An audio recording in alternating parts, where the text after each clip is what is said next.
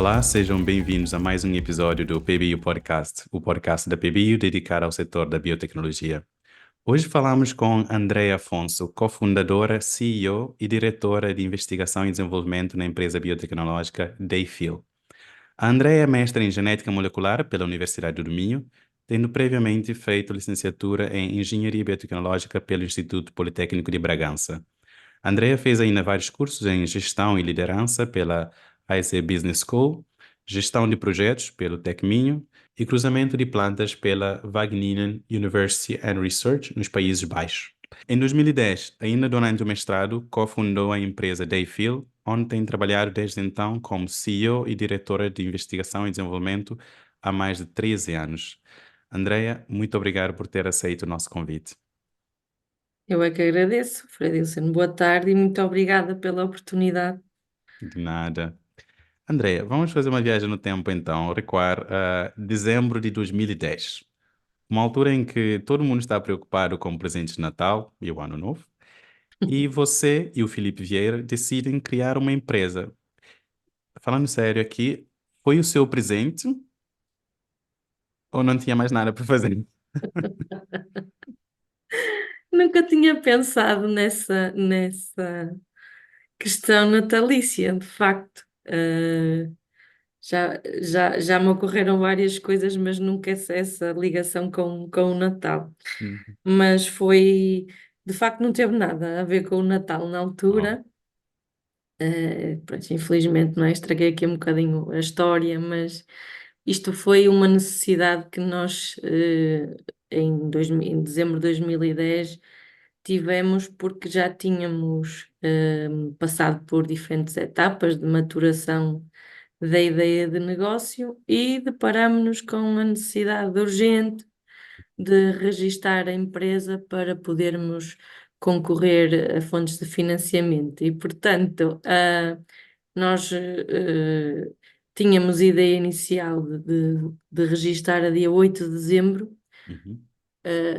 talvez um bocadinho por superstição, porque sempre gostámos muito do número 8, achamos que é o número da perfeição, portanto, se dividirmos o Uhum. número a meio, dá duas partes exatamente iguais, Depois.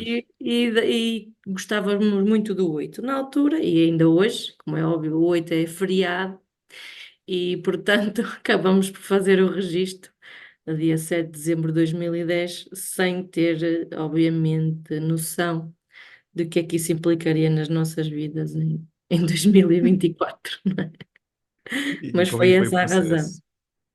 Desculpa. Bem, o processo em 2010, fundar uma empresa em 2010 não tem nada a ver com fundar uma empresa em 2024. Uhum. Felizmente, do ponto de vista burocrático, e felizmente também para os empreendedores que queiram, não é, fundar agora as suas empresas, porque na altura era um processo muito mais burocrático, exigia um contacto ao balcão, um contacto presencial, exigia um capital social mínimo.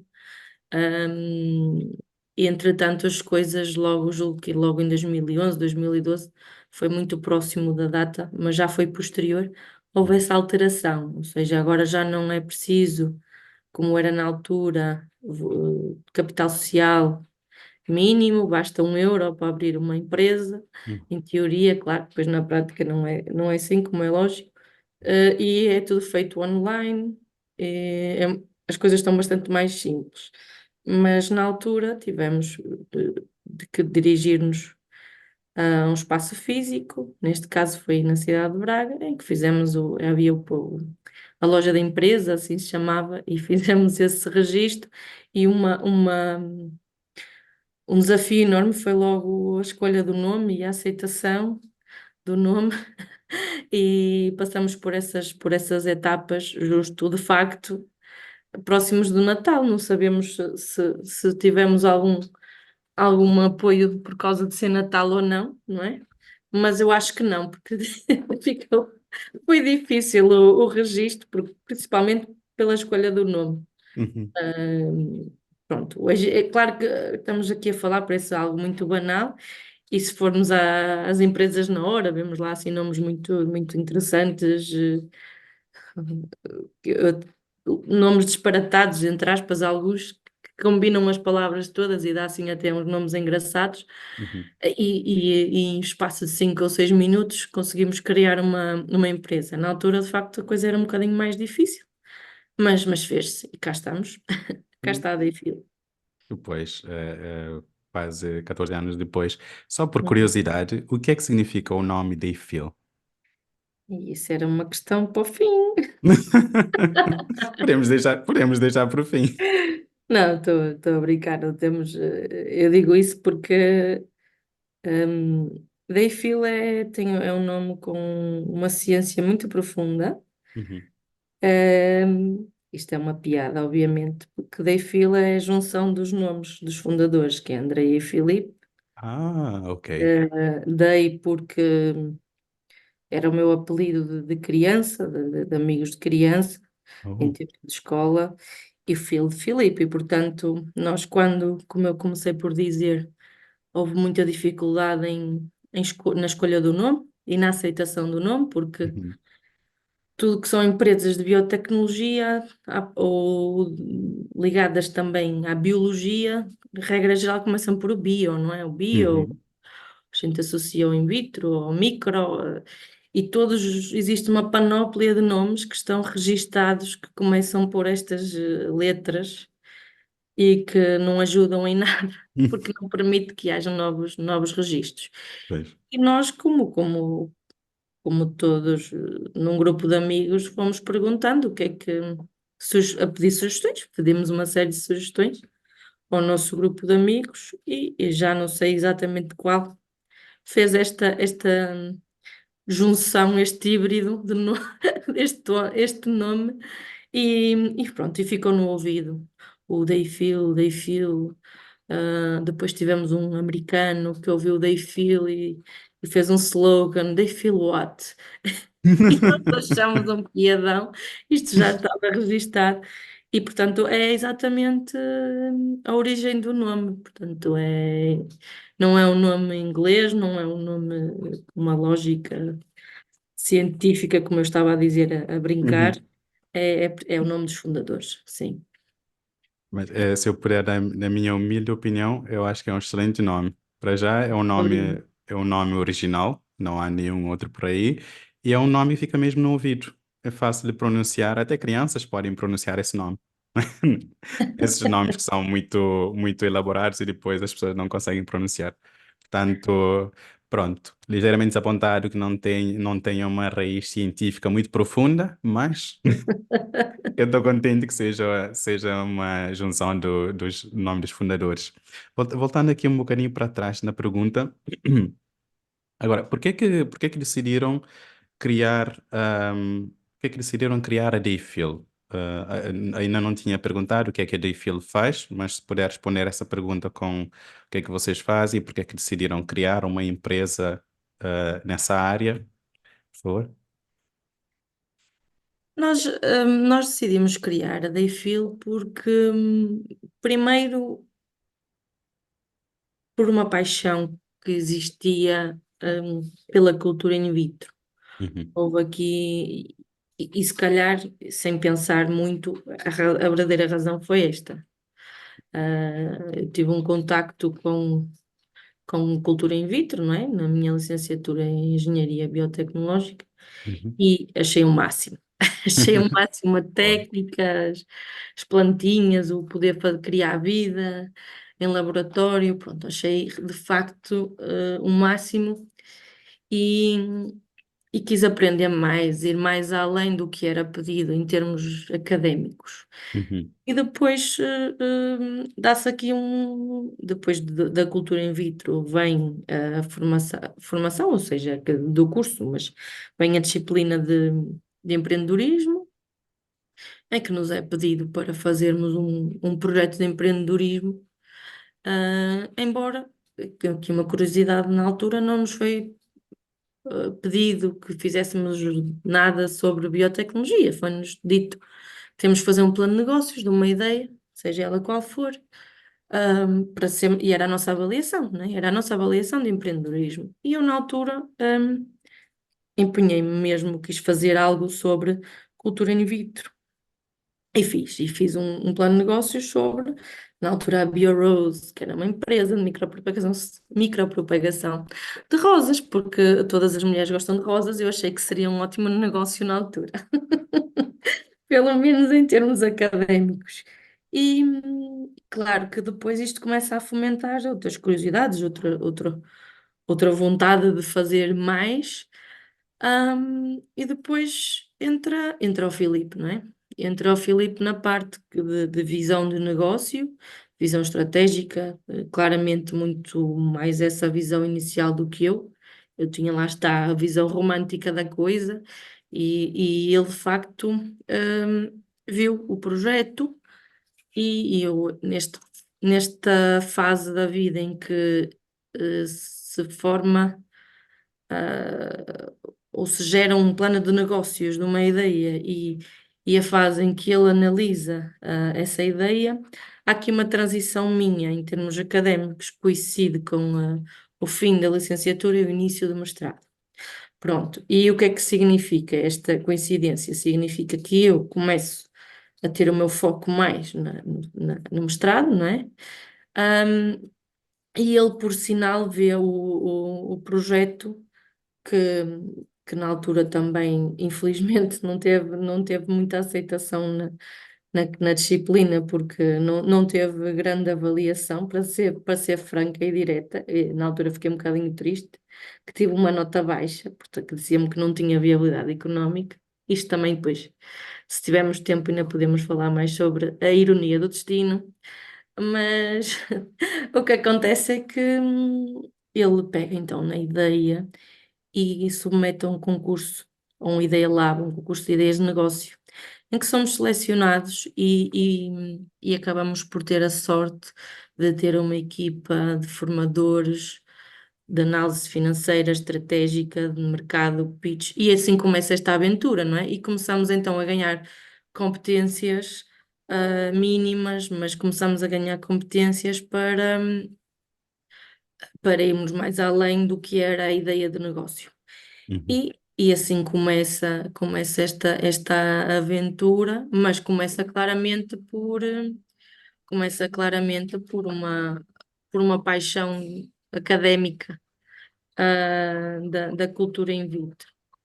Pronto. Agora, depois, obviamente que a parte do romantismo foge assim que começamos a fazer contas e a necessitar de apoio financeiro, Uhum. mas surge por aí e obviamente que romantismos à parte, há aqui claramente uma necessidade de mercado, não é? Nós já percebemos que em Portugal não existe àquela data nenhuma empresa a utilizar a cultura in vitro hum, em grande escala praticamente para nada. Nós costumamos e dizemos com todas as certezas que somos pioneiros em Portugal na produção de árvores de fruto por cultura in vitro, Uhum. porque existiram na década de 80 pelo menos uma ou duas empresas que trabalharam uma batata de semente e outra sei que trabalhou parte de ornamental, mais de Ok. flores, mas de facto não existia e continua ainda a ser muito parca a quantidade de empresas, também não é fácil, não é? A Uhum. utilizar a biotecnologia para produzir, neste caso, para a produção de plantas. E, portanto, claro, surge de uma paixão e de uma necessidade claramente identificada no território e que foi, não tenho problemas em dizer, foi um trabalho muito exaustivo de bater à porta, perguntar, falar com as pessoas, perceber qual era a opinião delas, quais são as suas necessidades, Uhum. e assim começa, não é? Por muito que nós, quando temos uma ideia, podemos gostar muito dessa ideia, mas obviamente tem que haver uma necessidade e nós criamos aqui essa resposta a essa necessidade, portanto, criamos a nossa oportunidade. E foi assim que se deu a criação da Dayfield. Muito bom. Eu definitivamente vou querer pegar na parte da ironia do destino. Era voltar lá para era voltar lá para o Instituto Politécnico de Bragança ou o Minho. Onde é que estava nesse momento? Estava no Politécnico de Bragança, foi na licenciatura, né? Sim, sim, Sim. estava no Politécnico de Bragança, sim, depois vim para a Universidade de Minho.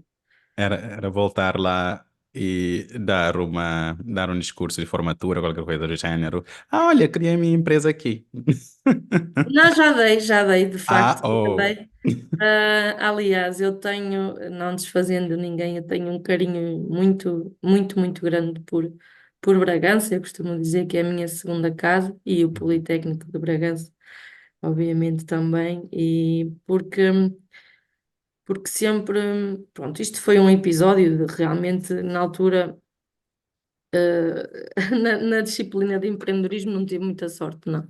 Mas tirando esse momento, houve um apoio excepcional e diria mesmo limitante para o nosso sucesso, porque contamos depois com o Gabinete de Empreendedorismo de Bragança, que Uhum, nos impulsionou a candidatura para financiamento e, portanto, tenho um carinho enorme pelo Politécnico, pelas pessoas, obviamente, que aliás a questão é sempre as pessoas, não é? São as pessoas que fazem os locais claro. e, e, hum, e realmente é uma casa de excelência e acaba por ser, e que aliás continuamos a trabalhar em conjunto, mas a ironia aqui foi de facto, e eu posso explicar, primeiro que nós nunca devemos desistir dos nossos sonhos, não é? Primeiro, essa é a mensagem. Claro que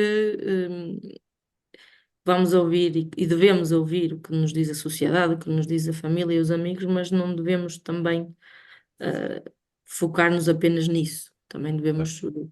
devemos ter o nosso nível de persistência e lutar pelas coisas. E depois, porque realmente a ironia é que esse professor, na altura, que já não está lá, já esteve cá como cliente. Oh. Eu não estava, eu não estava, porque eu não sou responsável pela parte comercial e de facto não estava, mas se tivesse, tinha muito gosto em explicar que tive uma nota miserável na altura e está aqui o resultado. Portanto, mas isto passa-se em várias áreas, em várias histórias que vou ouvindo, em várias situações, que é, no fundo, se calhar é aquele sinal do universo para acreditarmos, não é? Sim, E claro que nos põe à prova, mas as situações de que nos colocam à prova são muitas. E nós também, enquanto empresa de referência na área, temos que também, diariamente, somos colocados à prova e temos que dar também esse parecer de que continuamos a fazer o melhor, não é? claro. Mas sim, há aqui uma certa ironia. Confesso que no início havia aqui uma certa mágoa, mas entretanto passou, e nada melhor do que as nossas ações para. As ações falam por si, não é? Portanto, Exato, estamos aqui. exatamente. Mas sim, há aqui um tonzito de ironia na história, sem dúvida.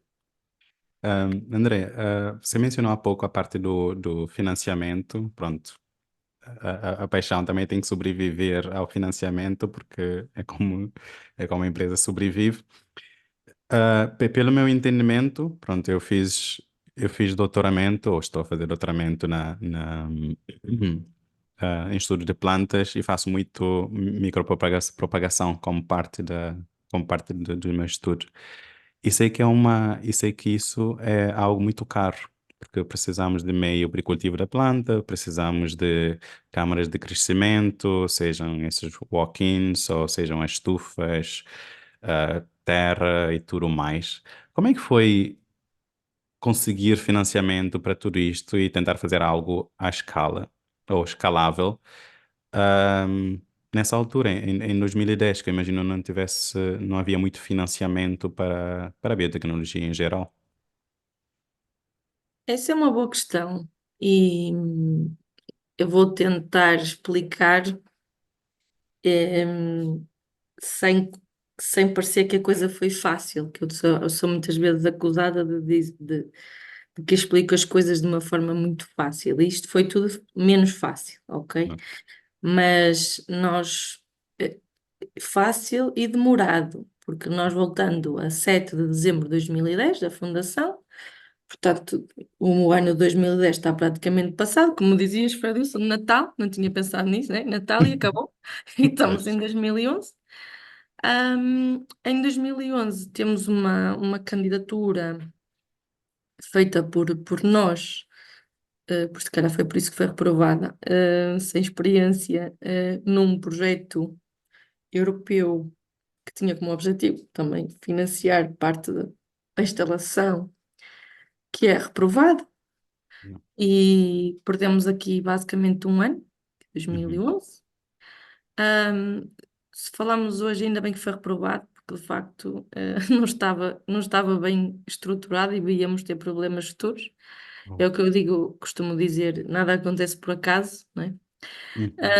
E depois, em 2012, fazemos uma candidatura ao que na altura se chamava o PRODER, que era Jovens Agricultores do Programa Comunitário PRODER, que é o Programa Agrícola, que Uhum. agora era o PD, que depois surgiu o PDR 2020, pronto, e agora o PDR 2030, é disso que estamos a falar, portanto é um programa, é este programa, mas há 10 anos atrás, no fundo, 10, 12 anos, era esse programa que estava em vigor, e fazemos uma candidatura a jovens agricultores. Porquê? Porque isto de ser pioneiro em alguma coisa é sempre muito interessante, mas tem que se partir muita pedra. E então, Pois. em Portugal, a legislatura nesta área é algo que ainda está muito omisso e é muito equiparado à produção de plantas, à agricultura pura e dura pelos métodos tradicionais. Não estamos aqui a discutir se estamos de acordo ou não, mas era a situação que era, e nós fizemos então uma candidatura para a produção de plantas, tendo como, digamos, apoio o laboratório, a produção por cultura in vitro, e Uhum. uma estufa.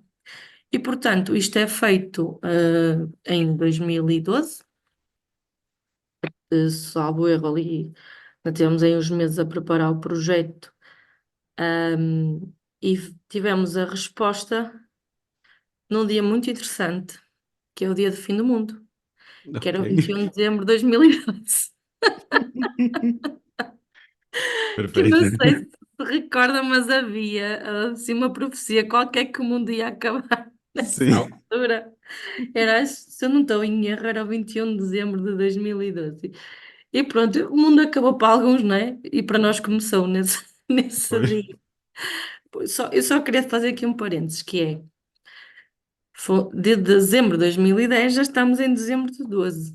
Uhum. E tivemos estes 2 anos, à parte que também tive a concluir o meu mestrado, sempre a trabalhar, ou seja, houve sempre contacto com o mercado, sempre procura de parceiros, procura de financiamento.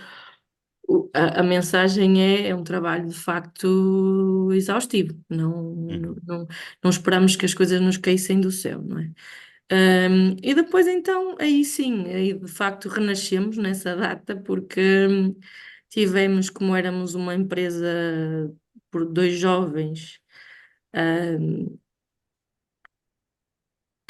tivemos 40 mil euros de prémio de instalação de jovens agricultores, tivemos um financiamento que era uma base de 60%. Portanto, basicamente, juntando este prémio de jovens agricultores com a taxa de financiamento que nós conseguimos nas instalações, ficamos com uma taxa de financiamento de total de 88%. Foi excelente. E depois nós, modéstia à parte, mas acho que fomos muito espertos aqui num pormenor que é, no fundo, a nossa forma de atuar e de estar perante a vida, é um bocadinho essa, que é fazer as coisas eh, bem feitas e com o mínimo de custo possível. Ou seja, nós dimensionamos o laboratório inicial e a nossa instalação inicial ao mínimo possível.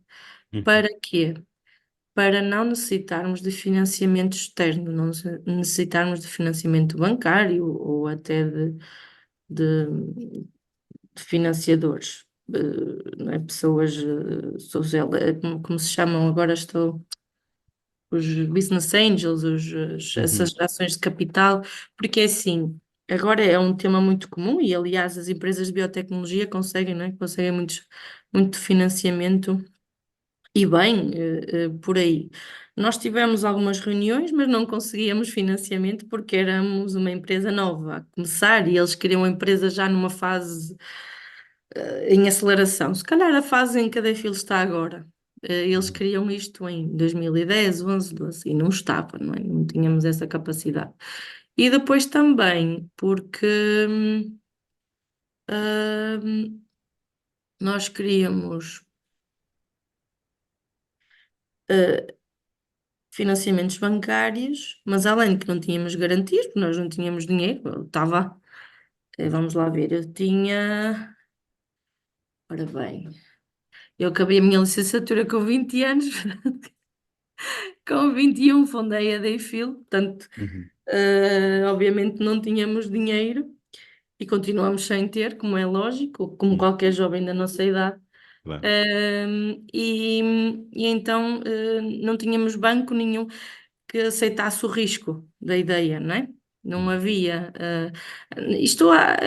Nesta altura não havia esta abertura assim ao risco, às novas empresas, ao empreendedorismo, estavam a surgir os gabinetes de empreendedorismo, portanto, isto que agora, se calhar, quem estamos a ouvir não nos faz muito sentido, mas na altura não era assim, era outra realidade. As pessoas eram muito mais fechadas, muito mais desconfiadas e avaliavam o risco de outra forma. Pronto. Uhum.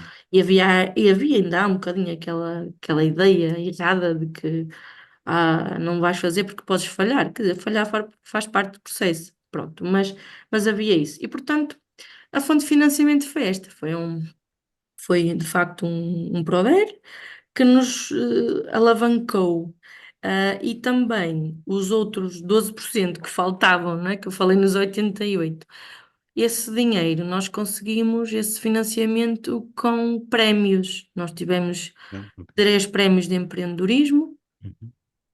um de jovens agricultores em 2011, desculpa, jovens empreendedores, prémios jovens empreendedores pelo Spinoem, concurso organizado pela Universidade do Minho e pela Tecminho.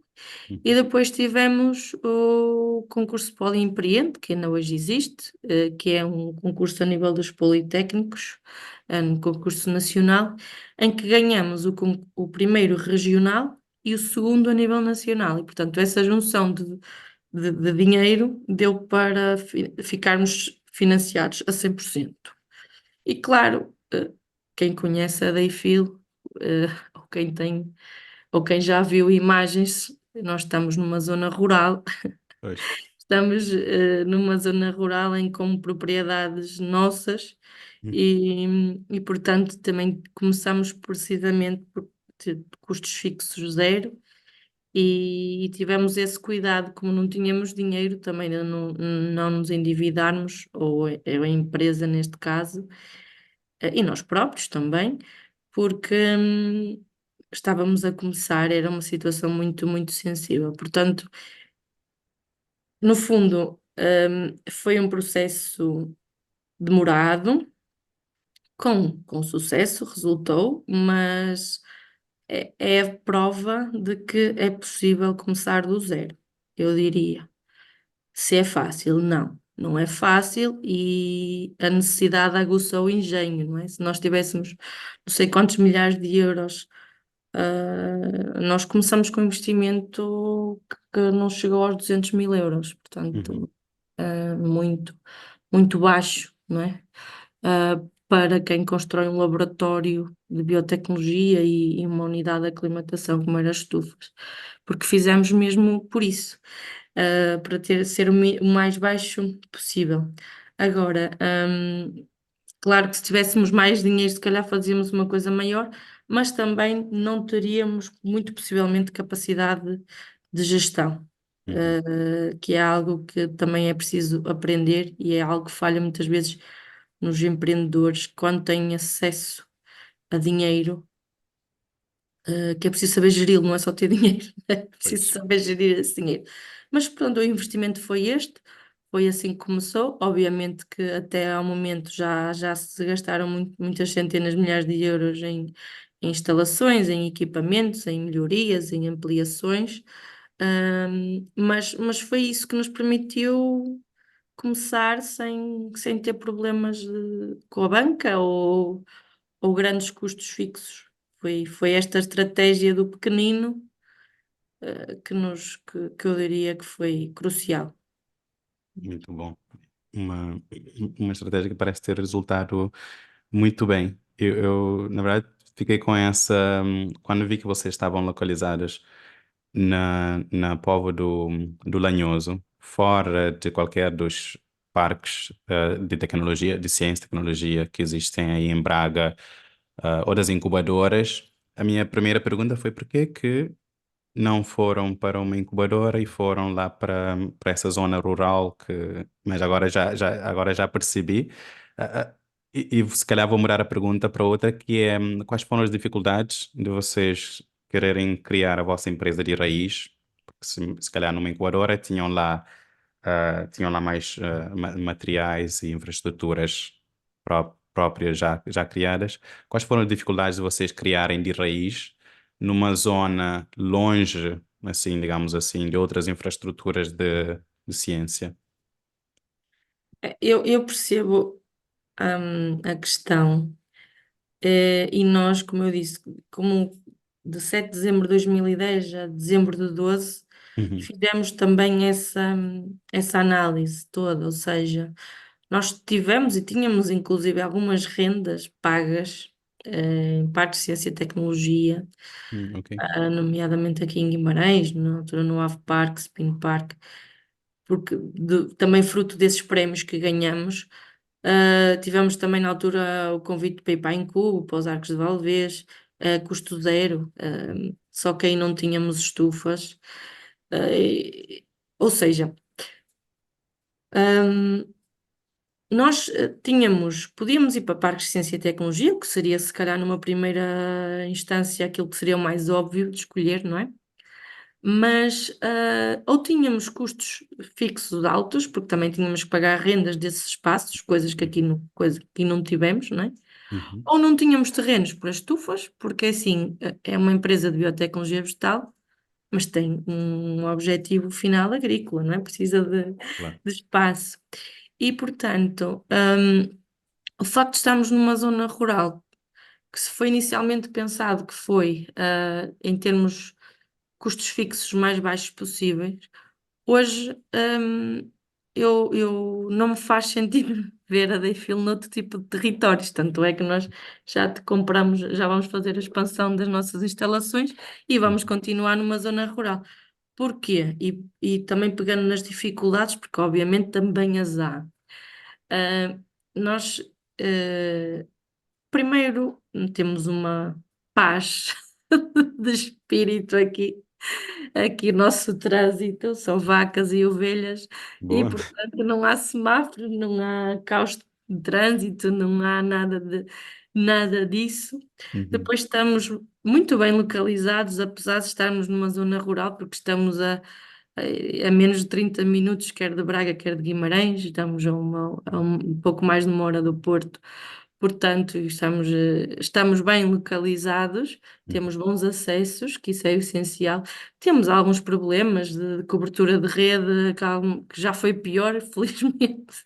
ok. A internet que também varia um bocadinho com a chuva, enfim, Uhum, adiante. Mas eu ouço pessoas até às vezes de parques de ciência e tecnologia a queixarem-se de situações semelhantes, portanto não há pois. de ser só zonas rurais. E depois dá-nos aquela, eu diria, o toque de diferenciação, não é? O porquê Uhum, de estarmos aqui. E, e cada vez faz mais sentido porque, lá está, como digo, o nosso produto é essencialmente, para os agricultores, e nós temos como missão utilizar a biotecnologia ao serviço da agricultura e, e olhando essa realidade. E por muito que, obviamente, um parque de ciência e tecnologia, por toda a envolvente que tem, pelo espaço, pela facilidade até de alguns equipamentos, etc., temos também muitas vantagens de estar aqui. Estamos num território do interior onde podemos fazer ciência, onde podemos ver as coisas a acontecerem, onde estamos próximos da nossa realidade e que, Uhum. no caso dos equipamentos, e foi algo que nos limitou também, os parques de ciência e tecnologia, nós somos uma empresa que começa num laboratório. Uhum. Ou seja, nós não podíamos ir para um espaço onde teríamos acesso ou poderíamos, entre aspas, alugar horas de equipamentos. Nós necessitávamos desses equipamentos o tempo todo. Pois, E, portanto, esse modelo de negócio para nós iria nos dificultar imenso o que era a nossa estratégia de desenvolvimento e depois de crescimento. E foi, se a questão fosse o que é que farias se tivesse essa oportunidade, eh, decidias agora, eu decidi exatamente a mesma coisa. Eu acho que foi uma excelente decisão e, como digo, nós vamos fazer a expansão da Eiffel 2, como digo, e vai ser aquele lá, até porque agora surgem outras questões também de âmbito social, de equipa, não é? Porque temos uma equipa que muitas já se instalaram aqui no concelho, porque nós estamos numa aldeia sim. e, e, e, portanto também se deslocaram elas, ou família, e já fixamos pessoas no território, que acho Uhum. que é excelente, Muito bom. e portanto queremos também manter, até porque já não temos que pensar em dois que são os fundadores, mas sim em toda a equipa. E temos que agora temos outras responsabilidades que também não tínhamos em 2010, não é? Pois, eh, a DeFi está a ter um impacto então na comunidade através do emprego. Se eu não estou em erro, a última vez que nós falamos, isso foi durante o Biomeet no ano passado, a DeFi empregava, agora não me lembro se era cerca de 10 ou mais de 10 ou 20 pessoas. Era 20 mais um, 20 Ok, mulheres e Filipe. ok. Era os 20 mais um, que é sempre algo que gera aqui alguns sorrisos e sempre algumas gargalhadas, por causa desta questão da paridade. Sim, Mas sim, eu não sei se na altura, quando falamos, se já fizeste a piada dos 20 mais um, ainda que ele não. sofre um bocadinho de bullying, mas sim, porque a equipa de facto são mulheres, Uhum, e o Filipe, que é o único homem.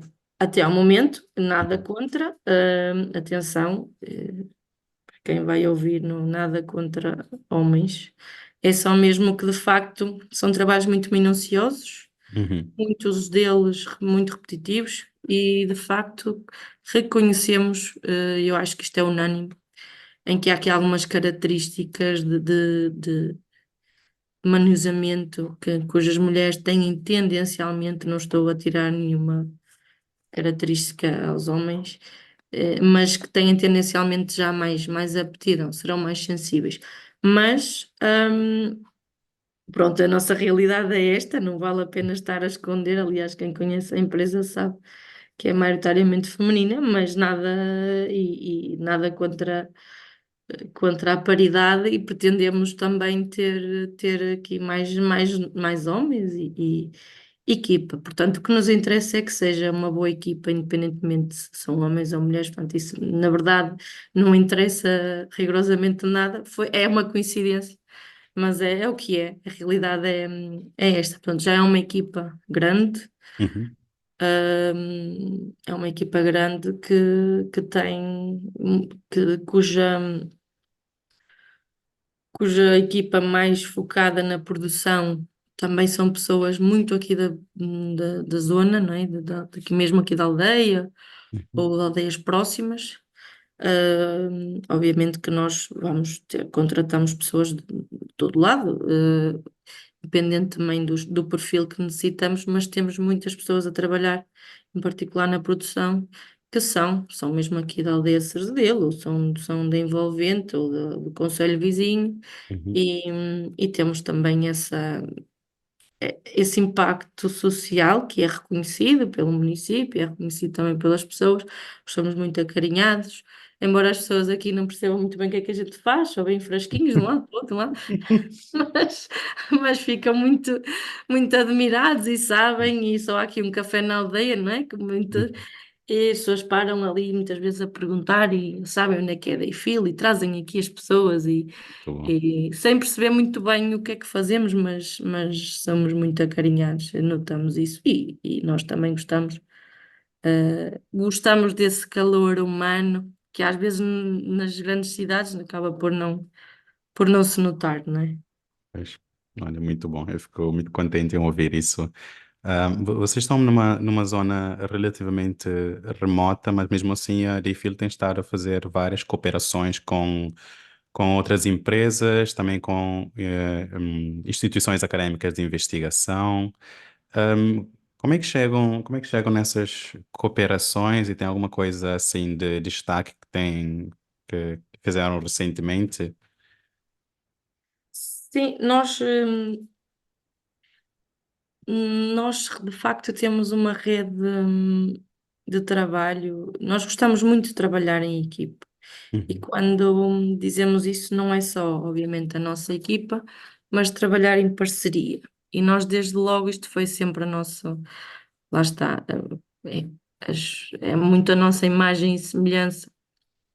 Nós, desde logo, fizemos protocolos de parceria com todas as instituições de ensino, desde o Politécnico de Bragança à Universidade do Algarve, uhum, portanto, e também de associações, outras empresas.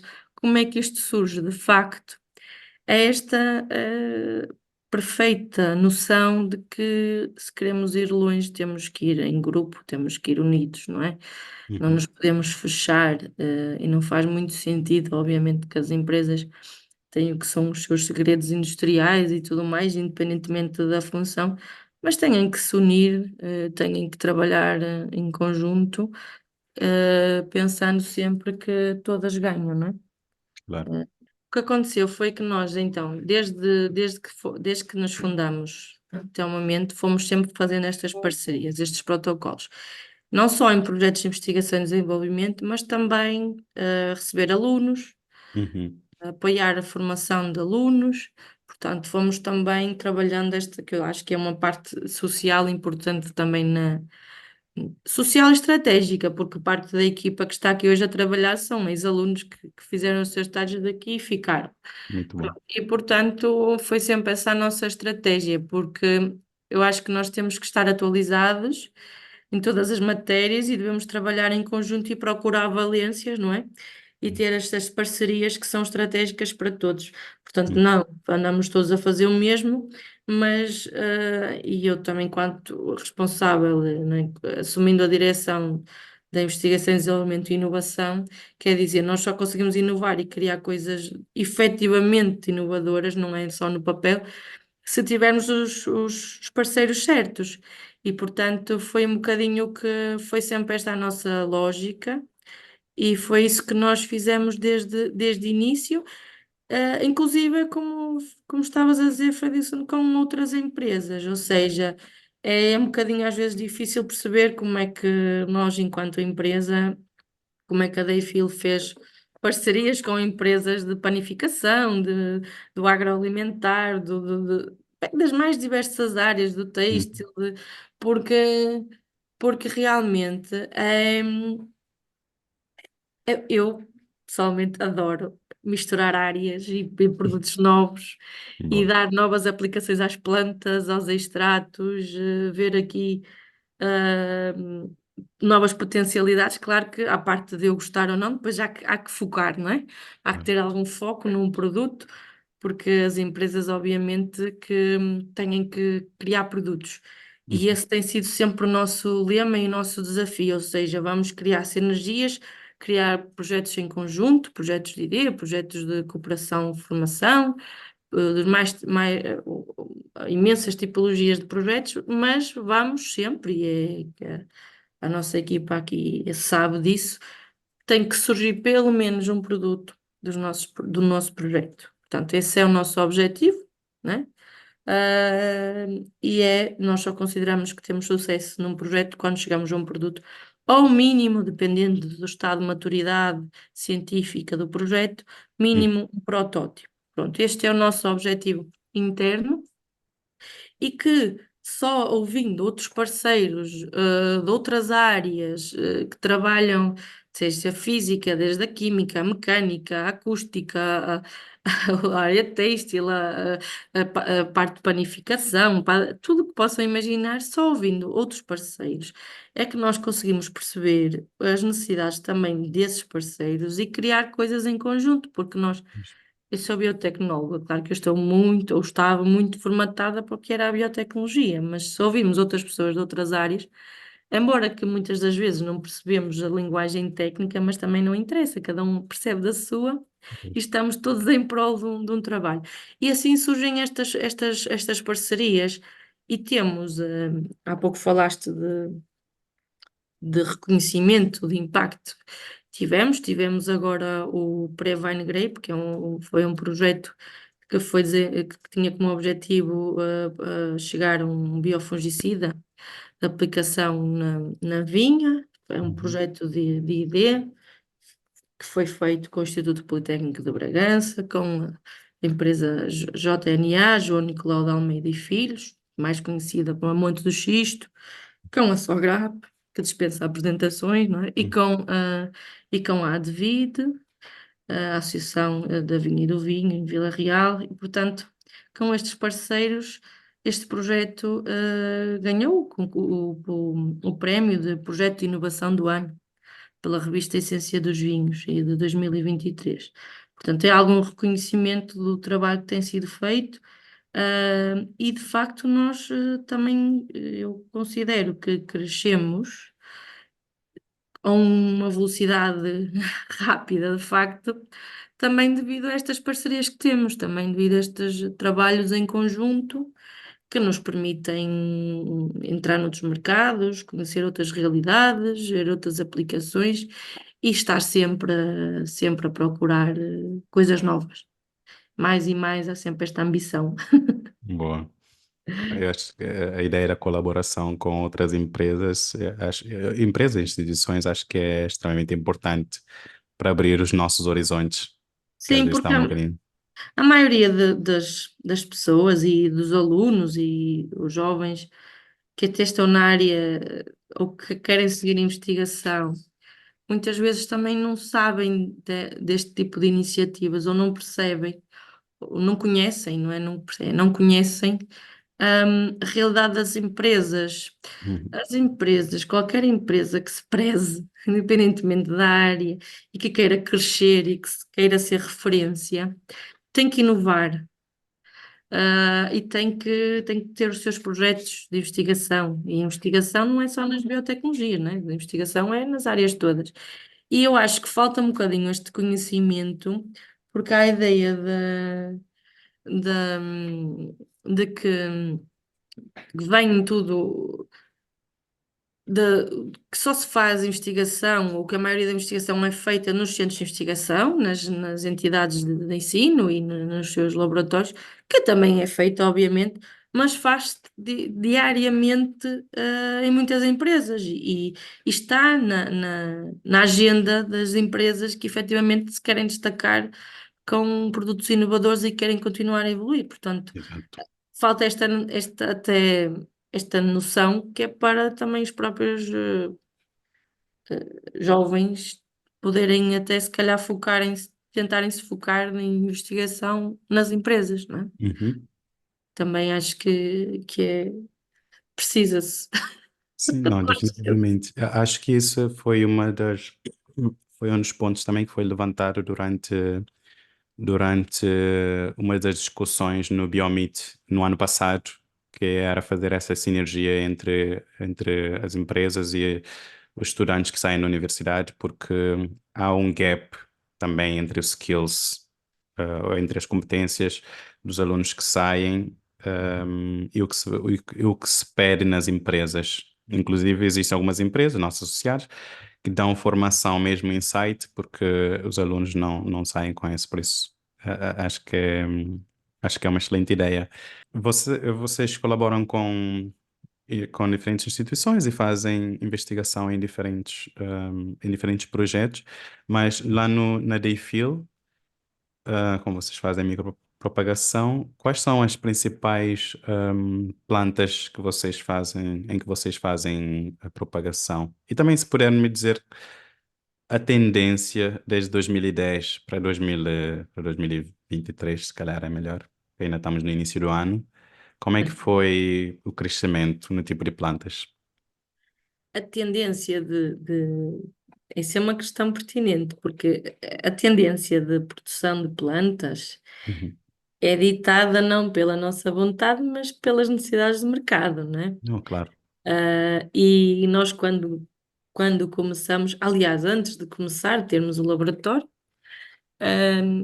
enquanto digamos que a empresa ainda estava naquela fase inicial, mais teórica, até se instalar e construir o laboratório propriamente dito, nós tínhamos muitas ideias e queríamos produzir, primeiro era florestais, depois era aromáticas, e começamos assim, ok? Uhum. Isto para percebermos o porquê e teve tudo uma lógica, e ainda bem que foi feito dessa forma, que foi. Então, nós começamos a produzir aromáticas e medicinais, porquê? Porque eram plantas fáceis de reproduzir, e que nos traziam um retorno financeiro rápido.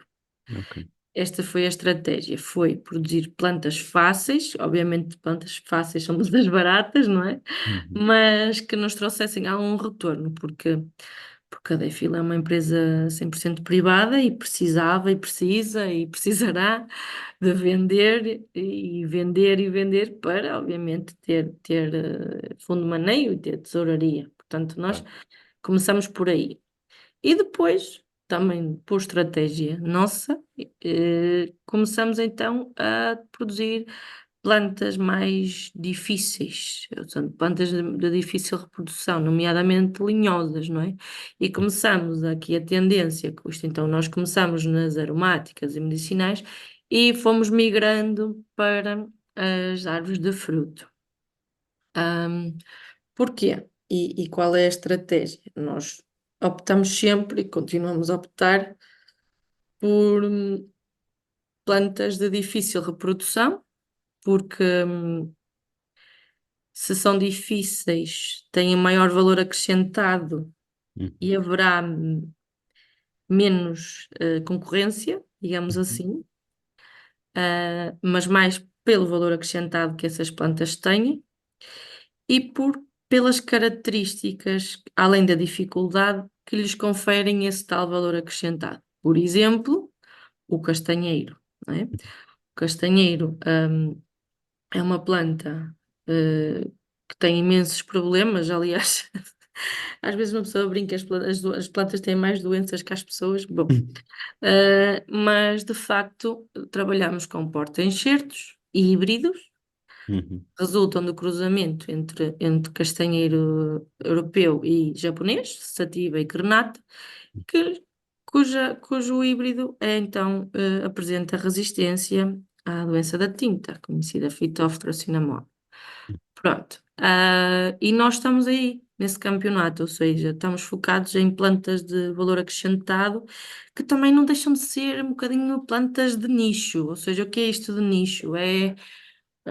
Ok, baixas quantidades. O que é que são baixas quantidades? No caso do castanheiro, o ano passado produzimos cerca de 100 mil plantas por ano. Ah, Estamos com uma capacidade produtiva que ronda ali os 2 milhões de plantas ano, mais 10 ou 20 ou 100 mil, mas anda à volta destes números. Mais uns anos ou noutros, mas a média é 2 milhões ano. E, portanto, nós tentamos nos focar e a nossa estratégia na escolha da planta, então, estamos claramente mais focados nas árvores de fruto, Uhum. nomeadamente porta-enxertos, resistentes a determinadas doenças. Eu dei o exemplo do castanheiro, porque nós somos os maiores produtores de castanheiro híbrido da Europa. Ok. E estamos também, temos aqui uma tendência já há 2 anos para cá estamos já com uma perninha no setor ornamental. Ok. Portanto, em termos de plantas, o nosso foco continua a ser as fruteiras, mas temos já aqui alguma, bastante investigação e desenvolvimento a decorrer nas ornamentais, para termos produto ornamental no mercado. Cito ornamental, não as chamadas plantas da moda, porque há plantas que, quando eu digo plantas da moda, são aquelas plantas que nós que hoje temos uma flor amarela, daqui a 3 meses queremos uma azul, depois queremos uma cor-de-rosa, e portanto Uhum. nós, quem trabalha em cultura in vitro, isso é uma dor de cabeça, porque nós Pois. demoramos um imenso tempo a estudar, a investigar, a desenvolver protocolos de produção de plantas in vitro, Uhum. e não podemos, quando acabamos, temos um protocolo que funciona, já ninguém quer a planta, não é? Isso é o que eu digo que são plantas da moda. Mas quando falo, perdão, quando falo noutras plantas, é efetivamente plantas que ornamentais, mas que são plantas para anuais, ok? São Uhum. plantas que são precisas e que há uma necessidade recorrente e quantificada no mercado. Pronto. Foi esse o nosso caminho, ou seja, começamos nas aromáticas, já não produzimos aromáticas, ou melhor, para venda, nós produzimos aromáticas para continuarmos a estudar compostos de interesse, Oh. ah, na saúde, na cosmética, noutras áreas, porque a Uhum. Dayfil é uma empresa de biotecnologia vegetal que começa e é conhecida pela produção de plantas, mas poderá ser muito mais do que isso, não é? Tem aqui um potencial enorme por toda a investigação que produz, mas atualmente, de facto, o que nos dá receita, são as plantas. Ok. Eh, Pronto, isto foi a nossa, sim, foi a nossa tendência, se quisermos assim falar, foi a nossa tendência. Mas há muitas plantinhas, já há uma imensidão delas que fazem falta, mas sim, esta foi a estratégia da Dayfil. E qual é o vosso, ou melhor, qual é a percentagem das plantas que vão para o mercado externo e qual é a percentagem que fica no mercado nacional? A maioria ainda fica no mercado nacional. Eu diria que Ok. 20 a 30% é que vai para mercados externos. Uhum. Nós temos presença comercial em 17 países. Ah, ok. Mas também nós não comercializamos só plantas, também comercializamos fungos micorrízicos, Uhum. ahm, e comercializamos serviços de investigação e desenvolvimento, Ah, ok. nomeadamente no apoio ao melhoramento genético. E Uhum. esses sim são serviços de ID, são comercializados, diria 95% para empresas estrangeiras, um, que são empresas que têm os seus programas de melhoramento genético, que precisam de fazer trabalhos de extração de extração de embriões, crescimento, avaliação, das malformações, desenvolvimento da planta, entrega para campos de ensaio, verificar como é que está a fruta, se reúne as características pretendidas. Pronto, esta parte já é feita em campo por outras equipas da sua responsabilidade, mas nós fazemos muito, muito este tipo de trabalhos, Ah, nomeadamente nos pequenos frutos. Já fazemos este tipo de trabalhos há mais de 6 anos e são muito, muito procurados. E estes serviços de ID que são comercializados pela Dayfil, eles são, lá está, esses sim são exportados praticamente, não é 100%, mas é praticamente isso. E são muito interessantes, não são publicitados, nem podem, uhum. são trabalhos altamente confidenciais e específicos, mas Claro. é claramente a certeza de que se consegue fazer dinheiro com ID, não é? Uhum. Produzir, comercializar ID, que é algo que nós temos assim alguma dificuldade e que nós, empresas portuguesas, não conseguimos conceber isto, não é?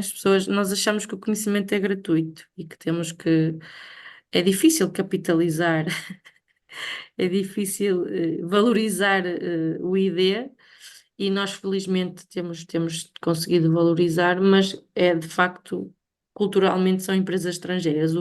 As nacionais também não têm esses programas, não são empresas tão grandes, estamos a falar de algumas que são as maiores produtoras do mundo do mirtilo, por exemplo. Eh, são empresas, são empresas que têm ação mundial portanto, isto passa-se muito a nível dos pequenos frutos e Portugal aí já tem um caminho muito, muito bem feito. Mirtilo, framboesa, amora, temos já um impacto económico e de exportação, de valor da exportação muito, muito alto a nível de fruta e nós também estamos a dar nosso contributo ao nível das novas variedades Muito bom, de plantas, sim. muito bom.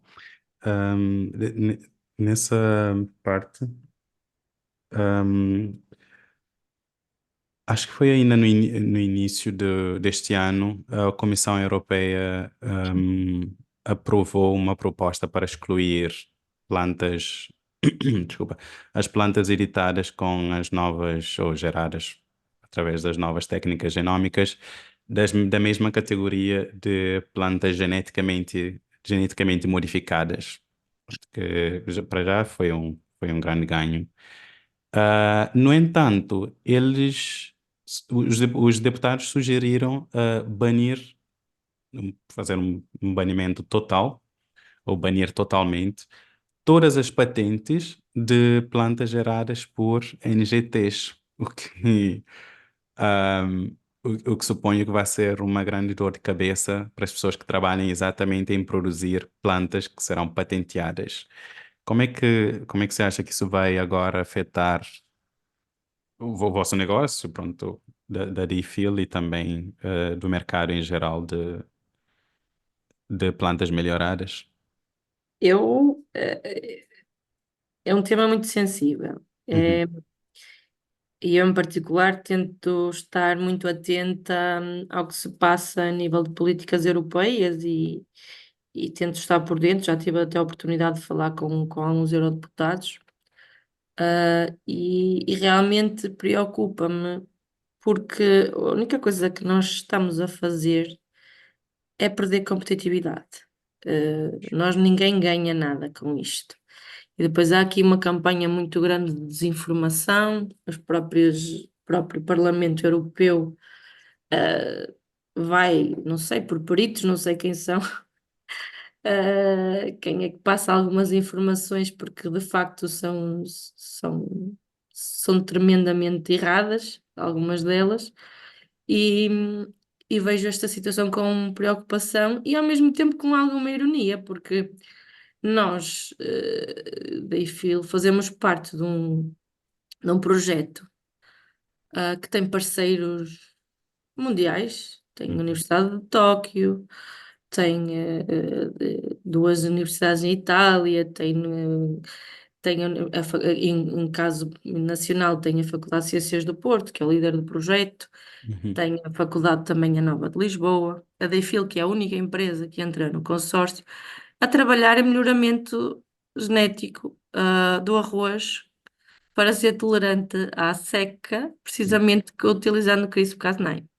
Portanto, esse projeto foi financiado pela Europa, é um bocadinho irónico estas É, questões assim, e nós estamos também no projeto e esperemos depois vir no próximo ano a ter aqui alunos de Itália a fazer também cultivo desse arroz já editado geneticamente. uhum, Não é? Isto são questões que eu acho sinceramente que ultrapassa questões lógicas de definições de termos científicos, biotecnológicos. Acho que passa muito para lá disso. Acho que há aqui interesses meios que nós seres humanos comuns, não conseguimos muito bem perceber, mas nós só perdemos estas questões de nós não aceitarmos, ou não na totalidade, estas questões de edição de genoma ou novas tecnologias. Eh, nós estamos a ficar cada vez menos competitivos. Uhum, Porquê? Porque o mundo hoje em dia é global, não é? Nós consumimos diariamente alimentos que foram sujeitos a esse tipo de tecnologia e não nos é dito, não somos informados e ninguém está assim tão preocupado quanto isso, porque obviamente que esses alimentos, como todos os outros, passaram por rigorosos critérios de segurança alimentar e se estão no mercado, nós temos que acreditar que todo esse trabalho foi feito e que é feito em particular na União Europeia. Nós uhum, somos extremamente rigorosos e com a qualidade de segurança alimentar. Portanto, nós estamos eh, carentes de pessoas tecnicamente bem preparadas que possam dar os conselhos certos a quem toma decisões. Ahm, eu confesso que entristece-me, porque não. Nós acabamos de ver a tomada de posse do novo governo e vimos o que é que foi as campanhas eleitorais e a bandeira da agricultura nunca a vi. pois. Acho que nunca foi tema. E isto, infelizmente, enquanto a agricultura não for tema central de discussão, que é a nossa base de sobrevivência, já se nota um bocadinho o que é que são estas questões das novas tecnologias, porque nós temos um problema de população mundial, né? Uhum, Nós em Portugal podemos todos ter uma horta e comer couves e feijões e mais algumas coisas e nós conseguíamos sobreviver. É um facto. Se quiséssemos pôr o país todo em agricultura biológica, poderia, era difícil, mas podíamos até conseguir produzir o nosso alimento. Agora, nós temos que ter consciência, todos, e temos que ser verdadeiros e conscientes de que nem todos, há países que não têm terra arável, que não têm condições de cultivo, que não têm alimento, e nós temos a obrigação de fazer, não é levar comida daqui para lá, isso é uma falácia. pois. Fala-se muito da redução do desperdício, esqueçam, nós temos que reduzir o desperdício, como é lógico, mas nós não podemos pegar nesses alimentos, digamos assim, e levá-los para o outro lado do globo. Não dá, isso é impossível. Portanto, nós temos que arranjar formas, e essas formas são baseadas em biotecnologia, Uhum, claramente, que permitam a esses países produzir o seu próprio alimento e ser autónomos. Nós queremos efetivamente ajudar a população mundial, nós temos que arranjar soluções e não falsas ideias ou ideias românticas da coisa. Nós temos que arranjar solução e isto é um problema que se está a aumentar e não vai ser com os chamados países ricos, com o desperdício desses países que nós vamos comatar os países mais pobres ou onde há falta de alimento. Portanto, eu sou claramente a favor da utilização das novas técnicas de edição do genoma e de todas elas, tudo que vier para melhorar a população. Obviamente que tudo tem que ser regularizado e inspecionado e a qualidade e segurança alimentar tem que ser, como é lógico, salvaguardada. Mas nós temos que pôr o dedo na ferida, temos que ter consciência de que nós temos que tomar uma decisão rápida e talvez não sei bem como é que a comunidade científica consegue fazer ou não, mas eh, passar informação, comunicar direito, digamos, comunicar de forma correta com quem tem um poder de decisão. Isto é uma coisa que, pronto, depois começo-me a alongar porque isto mexe mesmo comigo, porque nós, quando somos alunos de biotecnologia, achamos que vamos acabar com a fome no mundo. Pois. Acho que é o sonho da maioria de quem está a estudar biotecnologia. E, de facto, com todo o conhecimento que nós temos, não sei porque é que ainda não foi feito, não é? E isto é revoltante. E ouvir estas coisas que a nós não nos falta nada, felizmente, mas não é assim em todo lado. E, portanto, nós temos que olhar, esta situação tem que estar em cima da mesa e nós temos que olhar para as coisas de uma forma séria, sem populismos ou sem ideias erradas e comunicar agricultura e ciência à comunidade e deixarmos de romantismos. Nós temos que produzir alimento suficiente, produzir alimento bem em quantidade suficiente, cuidando do ambiente e das pessoas. Uhum. Mas temos que produzir. Nós não podemos querer que chegue o alimento à nossa mesa, mas depois não queremos ver uma estufa a produzir, porque a estufa tem plástico e porque. Portanto, há aqui uma série, isto é sensível e dá asas a outras conversas, mas é preciso perceber a realidade e o conselho é vermos, se calhar conhecemos essas realidades e levar os decisores políticos a essas realidades para Pois, ver se deixam de ser mais românticos e mais pragmáticos. pois. Eu acho que a sugestão de alguma forma, fazer com que pessoas que saibam do assunto passem a informação de forma correta para o público, para poder mudar a opinião, acho que seria um bom passo. Se calhar vou usar essa pergunta como uma deixa para perguntar o que é que a Andrea acha que a PBio, enquanto representante do setor nacional da biotecnologia, incluindo essa parte de alimentos geneticamente modificados também, o que é que acha que devia ser o papel da PBio, ahm, enquanto representante do setor, a criar consciencialização sobre esse tipo de assuntos e da biotecnologia em geral, né?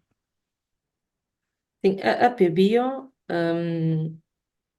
tem um papel crucial, não é? Primeiro porque é o que nos representa, não é? Uhum, É o que nos representa a nível nacional, todo o setor da biotecnologia, e tem tido essas preocupações e está cada vez mais a, a tentar perceber esse lado da biotecnologia agrícola, vegetal, e se nós há uns anos associávamos muito a biotecnologia à parte da saúde, pelo impacto que tem nas nossas vidas, agora já acho que já olhamos também para a biotecnologia, para a parte agrícola, agroalimentar, se quisermos assim. Portanto, já começamos aqui, já há um caminho feito, e a PBio tem feito esse caminho e muito bem nas iniciativas que tem, no estudo que fez, também ainda há pouco tempo que saiu o estudo.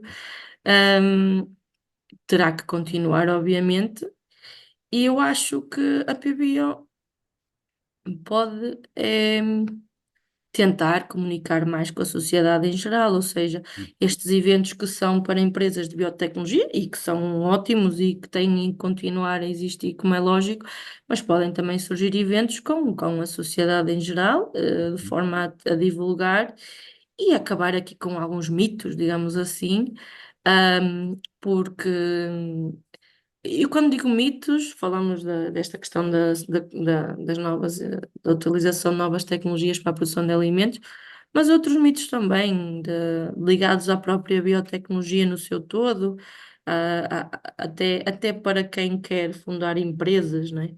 Um, e perceber há uma ideia que as empresas de biotecnologia são ideias criadas e vendidas e acabou, não é? É quase um,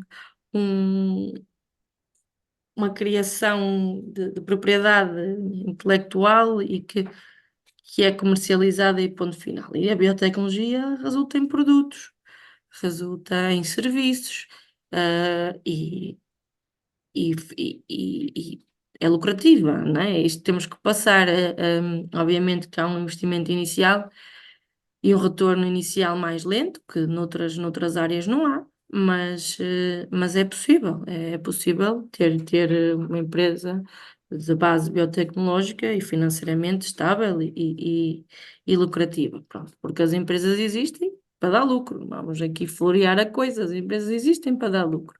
E, portanto, a PBio pode continuar a fazer o excelente trabalho que tem feito no que toca à comunicação dos seus associados e dos estudos que leva a cabo na área da biotecnologia em Portugal e depois iniciativas mais focadas em áreas específicas da biotecnologia, como fez até ao momento.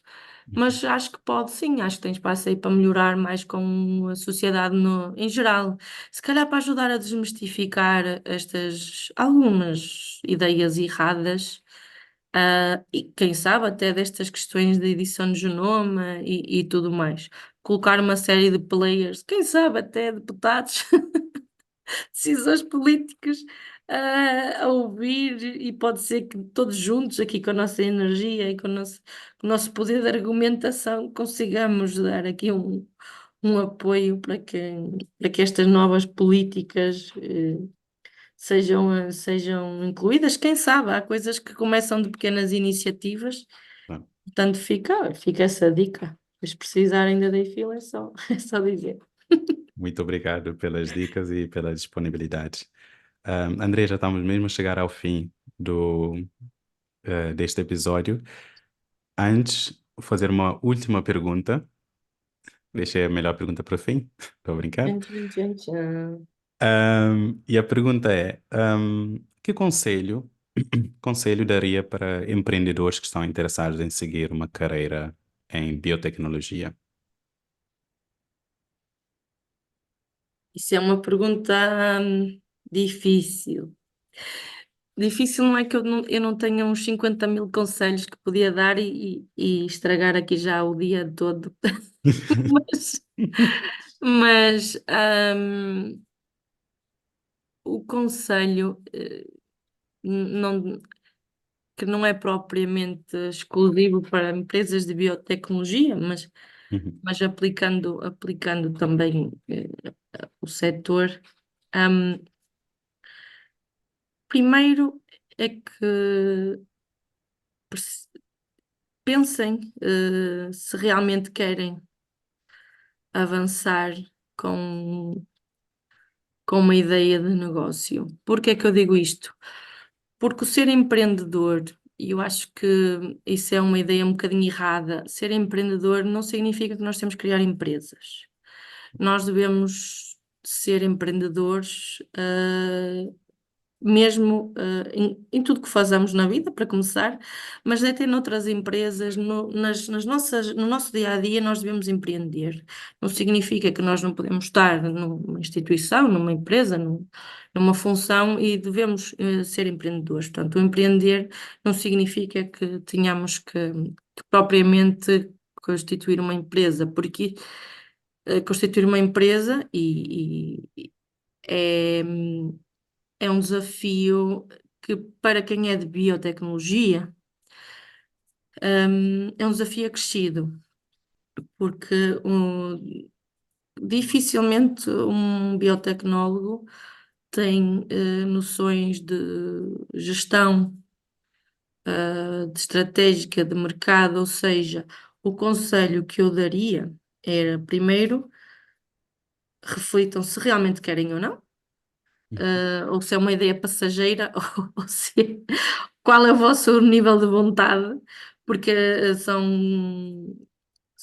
empreender dá muito trabalho, e é muito custoso a nível pessoal, é um trabalho, é preciso saber lidar com a frustração, ser muito persistente, resiliente, não é? Não fosse o termo da moda, mas é de facto uma resiliência muito grande.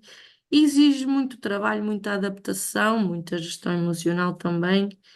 E exige saber lidar com a,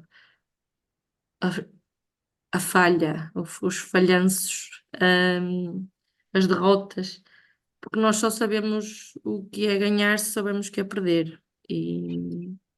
Portanto, nós falhar faz parte do processo. E isto é ainda muito mal compreendido pela sociedade e por pessoas que querem empreender. Se tentarem fazer por colocar as vossas ideias em prática e falharem, não há mal nenhum. Se tentaram, entretanto, nessa tentativa, aprenderam imensa coisa, conheceram imensa gente importante, interessante, desenvolveram outras capacidades e estão muito mais aptos para fazer seja o que for depois de falharem do que antes de tentarem. Pronto. Isso é o conselho, não tenham medo de falhar. Isso é um. Depois, se em particular da área da biotecnologia, tenham atenção das vossas limitações e conheçam-se bem. Ou seja, ninguém é capaz de ter sucesso sozinho, por isso procurem a equipa certa, procurem apoio, sejam humildes para perceber e fazer um diagnóstico, um autodiagnóstico que são as nossas, digamos, necessidades e onde é que nós nos destacamos. Todos nós nos destacamos em alguma coisa e todos nós temos falhas, ou somos menos aptos para determinados assuntos, não é? Nós não somos bons a tudo. A mensagem é essa. Nem precisamos de ser. O que interessa é trabalharmos em equipa e conhecermos-nos bem, o autoconhecimento. E depois é, na área da biotecnologia em particular, aproveitem a PBio também, porque a PBio também tem contactos, nomeadamente de, não é, fundos de investimento que podem ajudar a acelerar aqui alguns processos. E tentem uma coisa que às vezes falha, que é procurem mercado. A sociedade, façam questões, perguntam quais é que são as necessidades, não fiquem só pelas ideias ou só pelo laboratório, tentem perceber o que exatamente faz falta, porque nós muitas vezes temos uma ideia, achamos que a ideia é maravilhosa, e às vezes é, outras vezes nem por isso, mas não questionamos ninguém sobre essa ideia, não percebemos se é uma necessidade do mercado ou se nós achamos que é uma necessidade, mas não consultamos. E nós podemos ter o melhor produto, mas se não o vendermos, não nos vale nada, não é? Portanto, esse seria o conselho: procurar equipa, alguma formação na área da gestão, em particular para quem é da biotecnologia, ou então, não, obviamente que também não podem fazer tudo, mas arranjar parceiros que o façam, ter humildade para perceber e para voltar atrás às vezes que for preciso, ok? Nós tentamos este caminho, não dá, vamos por ali, não dá, voltamos. Ou o caminho anterior era melhor, voltamos às vezes que forem necessárias. Ou seja, ter esta capacidade de adaptação. Isto é importante. E é importante também festejarmos as pequenas vitórias e seguirmos em frente. Há apoios, muitos apoios, na minha perspectiva, não só para a biotecnologia, mas em particular para a biotecnologia, mas nas áreas todas. Há imensos gabinetes de empreendedorismo, há apoios do IFP, há várias situações que podem financiar o início de um empreendedor. E há esta cultura, felizmente, cada vez mais ativa de promoção de empreendedorismo. Agora, fica só a nota, e termino com isto, dizer consciência de que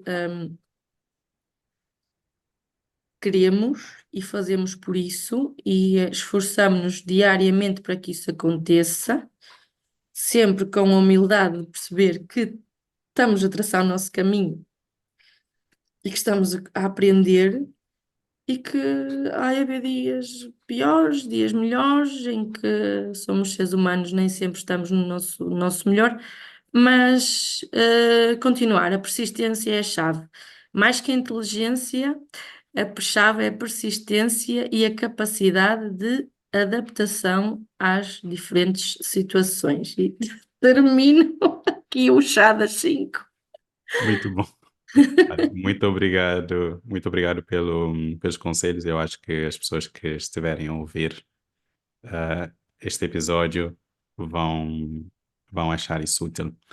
Pronto, e assim chegamos ao fim. Andreia, muito obrigado pela sua disponibilidade. Muito obrigado por esta conversa excelente, muito informativa que tivemos durante este episódio. Eu é que agradeço, Fred. Isso foi um gosto enorme. Aliás, é sempre um gosto falarmos e a mensagem é de força para os empreendedores, força para o setor da biotecnologia, força para os alunos, força para ti também, doutoramento, Obrigado.